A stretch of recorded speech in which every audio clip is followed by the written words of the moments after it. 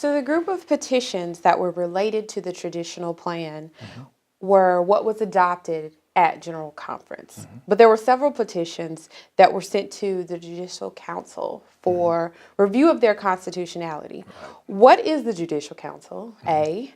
And B, why were some petitions sent to them? Okay.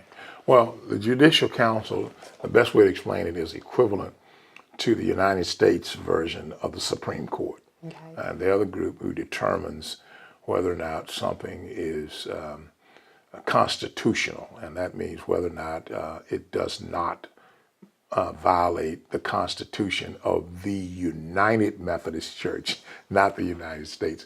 The United Methodist Church developed a constitution at the merger of the Evangelical United Brethren Church and the Methodist Church, because we were known as the Methodist Church up until 1968. And there were other iterations of our name as well, because at one time we were called the Methodist Episcopal Church. And then in 1939, we became the Methodist Church. And in 1968, when we merged with the Evangelical United Brethren Church, we took the United out of that name and we became United Methodist, and we formed our own constitution.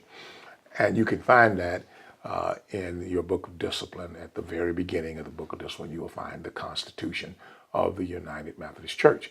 And so any legislation that is passed, it has to pass constitutional muster. It cannot be in conflict with our Constitution. And the Judicial Council is the body that determines whether or not it is in conflict with the Constitution. And therefore, what happens at every General Conference, usually there is a motion made that certain petitions, that there may be some questions about their constitutionality, are then referred to the Judicial Council for them to look at to see whether or not they are constitutionally, whether or not they have constitutional standing. We had just about everything that dealt with the traditional plan was sent on to be reviewed by the Judicial Council, which meets on April 25th, 26th to determine their constitutionality.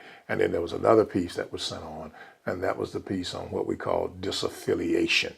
And that is where a church can apply to or to begin the process of exiting.